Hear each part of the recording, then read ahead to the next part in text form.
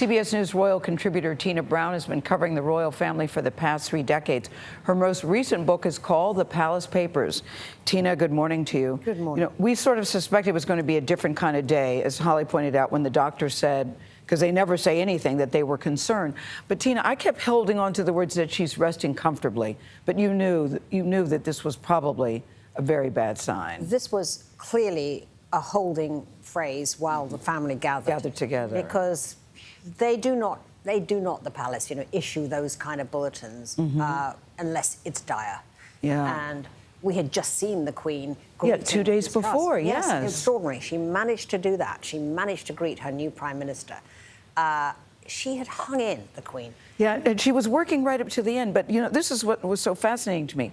So many people were still in shock and caught off guard and still really reeling and were not prepared. Do you think she was prepared on some level? She's 96 years old. The Queen has been very much prepared, really, for the last couple of years. Since really October of last year, when she went into hospital for unannounced tests that she has known that she had an underlying condition. And she has been preparing for this moment in her typically stoic and stalwart fashion.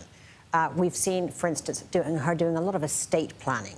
In June of this year, earlier, she announced that Camilla would, henceforth, when Charles takes over, would be known as the Queen Consort. That was her sort of taking that slightly controversial issue off the table for her son and making sure that was all cleaned up. We've seen her meeting at Balmoral over several days with Prince Andrew, which was clearly about, what are we going to do with Andrew now? Let's just finally sort this out. Was being at Balmoral important to her? And did she want to get through the Jubilee? She always had hoped, she said, to people who know her well, to die at Balmoral. That was her most private of estates. That's where she hoped that she would pass, actually, and it has indeed gone according to plan. What was really important to the Queen was that she got through her Jubilee, her Platinum Jubilee, celebrating 70 years on the throne, and it was touch and go through that period. Yes. She didn't manage to get to all the events, but she went to the important ones on the balcony and the beginning and the end of the Jubilee, though she couldn't make it to the church service and there were other things that she couldn't get to, but that was so important to her. And then, of course, when we saw the transfer of power with Boris Johnson, she wanted to meet her last Prime Minister, Liz Truss, her 50th. From Winston Churchill to Liz Truss. Indeed. Wow. Quite amazing. The popularity of the Queen, something we've touched on earlier this morning, it is worth lingering on. 3 out of 4 Britons approved of what she did, her performance. I mean, that's up there with the approval rating for chocolate. So how was she able to do that? She understood how to play the long game. And, her fidelity to duty was absolutely ironclad. She really never let the country down.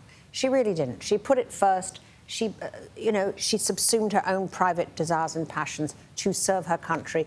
The interesting thing is that, unlike really everybody else in the royal family at times, I mean, she has always seen the duties, the royal duties that we think of as perhaps so desperately boring. She didn't find them boring. She actually loved her job. Holly Williams said in her piece that she was an impossible act to follow. As we look at who's next, how will things change, and is the monarchy possibly at stake now that the Queen is gone?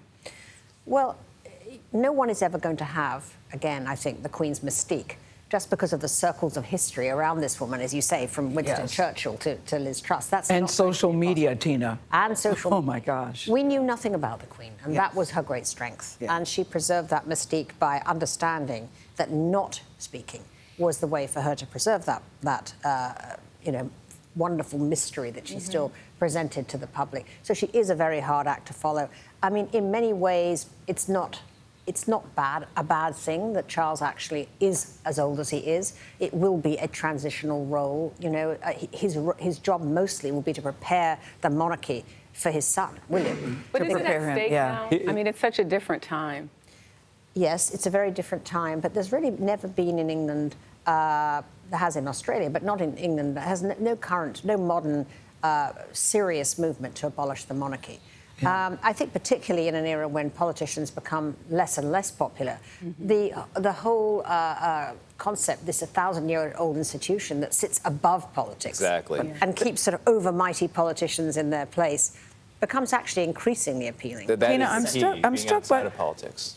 And being outside of politics really is the key. Yeah. I'm struck by the word duty because, we keep talking about the Queen's duty. Julian Payne, who was just here, said that for Prince Charles, this is a matter of duty.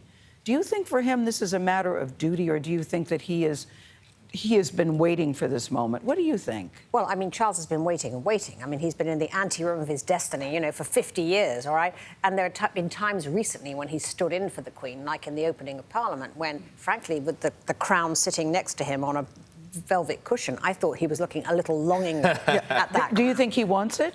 Yes, he's always wanted it. But like many things that happen too late, which it is really, I'm sure that he also has, at this point, great anxiety and mixed feelings, because in fact he has really very successfully reinvented the role of Prince of Wales, which was kind of a nothing role until him.